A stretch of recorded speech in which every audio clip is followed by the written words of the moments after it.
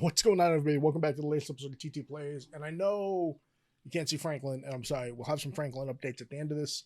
It's been a really busy week. I know I normally get 2 videos a week. This is the first time I think I'm only giving it 1 video a week. And before I give you a lot of excuses, I'm sorry. Life's just been really busy. We recorded a lot of games. I've been working on my in-home recording area to get games out. The negative is they were pre-ban list games, and I'm like, I don't even want to. I spent an hour editing one of them. It's I don't even really want to release this. So I, like most people, have been really busy trying to figure out what decks we're going to play in this new meta. And this deck I strongly dislike, but I think it's really good, and it's the one I've been playtesting lately. So I thought we'd take about 5-10 minutes, run through it. And like I said, it's a work in progress. So let me know what y'all think of it. Let me know any improvements that could be made to it. This was built off of something I saw in Yeti Gaming. I thought it was a really cool idea. So we're trying to kind of pivot and see what we can do with it. So for material, we're still running Spirit of Fire. We've got Lorraine. Lorraine's only going to be able to guard the Sword of Adversity. Sword of Adversity is great. Gives us that +1. It plus a Flame Sweep lets us cleave for 4 pretty quickly early game if we have to get rid of that kind of format bully there with the Wind allies. We then obviously go Merlin to Merlin. We have a couple swords here. We have Prismatic Edge, which I'll come back to later, and we have Drawn Blade. Drawn Blade's kind of that staple. We're going to use it at level 1 or level 3 to draw a card, and it gets us another sword. Pretty cookie cutter stuff in here otherwise. We have the Majestic Donkey, we have Nullifying Lantern, into those Fire Mirrors, or the people that really want their Graveyard or their Crux things. We have Tariff Rings to try to slow down those quick aggro decks that are getting into us. Crystal of Empowerment, double dips. We use it for Fireball. We also use it to get the Spirit out. And we have, of course, the Grand Crusader's Ring. So again, pretty standard material deck. I think the most interesting thing is we're running Prismatic Edge, Sword of Adversity, Drawn Blade, no Sword of Seeking. All right, why are we running all these? Well, the first thing is we're a 4 Ascension deck, 4 Cruxite deck, right? Ascension obviously tucks that sword back into our material deck and grabs another one. We can cycle the same sword, or we can grab another sword. And really what we plan on doing here is Prismatic Edge. Now, Prismatic Edge, when it has 2 modes going, it's great, right? Because if you reveal a fire card, we're going to deal 3 damage, a lightning bolt. A water card, we're going to draw a card. That's phenomenal. And wind, they're going to banish a card from their memory. Now, normally this is kind of permissive. We're like, hey, what is our opponent giving us? Are we able to work with that? This deck, theoretically, we're trying to cycle this through within our own power. And the way we're doing that is we're running 3 Chilling Touch, and we are running 1 Scatter Essence. Obviously, we care much more about that card draw than the Scatter Essence. Now, these cards have innate floating memory. We have no way to activate the card. We have a couple different ways we can utilize the card because we're still fire, right? We can still loot that away with a Hasty Messenger. We can also get rid of it via our Creative Shock. Or again, we can have it in our memory when we activate Ascension to grab the Prismatic Edge. So if we have within our own deck, right, a Scatter Essence, a Chilling Touch, and a Flame Sweep down, that turns on all 3 modes of the Prismatic Edge. Allows us to hit for 3, draw a card, and our opponent banishes a card, right? So we're gaining a card, they're losing a card, and they take 3 points of damage. That's the hope, that's the dream. That's what makes the deck pretty cool. Exact numbers to be determined. But again, if we're stuck in the early game, we can pitch this to Creative Shock, and we can just use the floating memory to level up. Late game, we're going to try to hold on to them, just use them to pay costs, and try to activate all the different modes of Prismatic Edge. Okay, because we're an Ascension deck, we're also running 4 Crux. And we're running 4 Ghosts, because why not? We're just doubling down on all the Crux. We're trying to get up there as quick as possible, because we're also running 3 Majesties. Now, traditionally, I don't like being all in aboard the Crux train, right? We really have to level to 3, and then we need these big kind of payoff bombs. But again, this deck has proven to be very powerful. I've enjoyed testing with it, and I think it has some serious legs to it. Okay, the rest of the stuff is pretty standard, but we'll run through it. We've got 4 Creative Shocks. You know, when it has a shock attached to it, it's great, but right, draw 2, discard. Again, this is one of the ways we can get those off-colored floats into the bin if we need them.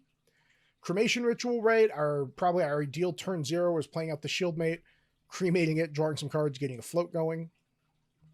Fast Cure, again, sometimes it has more text. Normally it's just 2 for draw card or for floating memory, but into a lot of the aggro matchups, we're going to use this to recover 4 as well. So again, this card's really relevant here.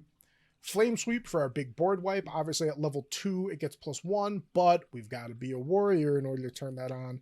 So most of the time we're either cleaving for 3 with the Sword of Adversity, or waiting till late game, and then we're cleaving for huge numbers with Kingslayer, because level 2 Merlin doesn't turn this on, obviously. We have Fireball, our alternative win con, right? Kingslayer just gains a whole bunch of levels. I think it's probably the best reason to play Fire Merlin 3 is the Fireball alternative win con. So many decks nowadays are running Resolute Stand, right? They're really stodging up on these, hey, stop this attack damage. Fireball over the top really allows us to commit damage to it and kill people when they're not expecting it, or when they've prepped for these aggro decks or traditional decks that are just trying to Ghost of Pendragon you to death. Again, a couple Scry the Skies to find the cards we need at the end of the game. Glimpse level, towards the mid to end of the game, we're looking at 6, 8, 10 cards sometimes. Putting one of those cards into memory, just really, really powerful right there. Shieldmate's pretty straightforward. Sudden Steal is a card that I like to help my end the game. Right, swinging for 5 sometime, or every other turn for 7 for free is just really powerful. Just a good way to send damage through. It's strong enough to get over Resolute. We can also use it to eliminate other creatures and allies.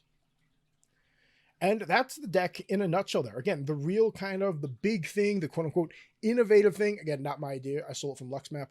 The big thing is it's running these Ascensions to grab the Prismatic Edge, and we're bringing our own water and 1 wind card in our fire deck to keep that going. We have ways to use these. Both of these cards have innate float, right? We have Floating Memory and the Chilling Touch, Floating Memory and the Scatter Essence. So if we have to in the early game, we can pitch them to Creative Shock, we can pitch them to Hasty Messenger and still get value out of them.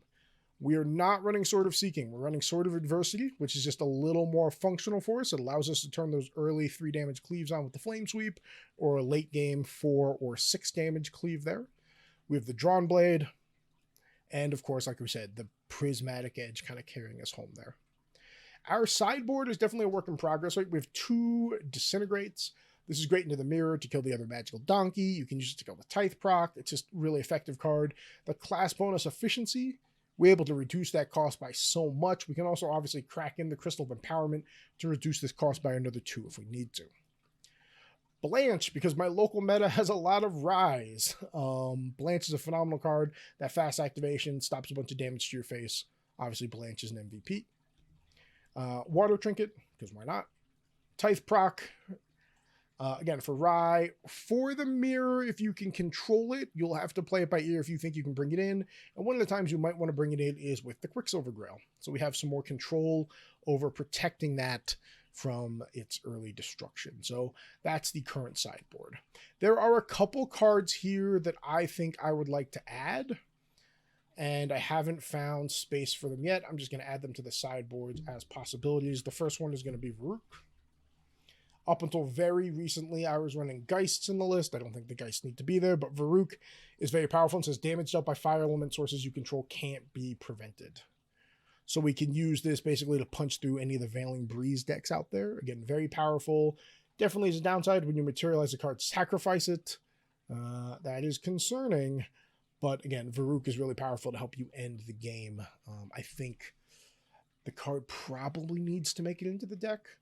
Another card I messed around with was the Acolyte. I didn't end up loving the Acolyte, but if we need other ways to blow up Regalia that's not the Disintegrates, we definitely could.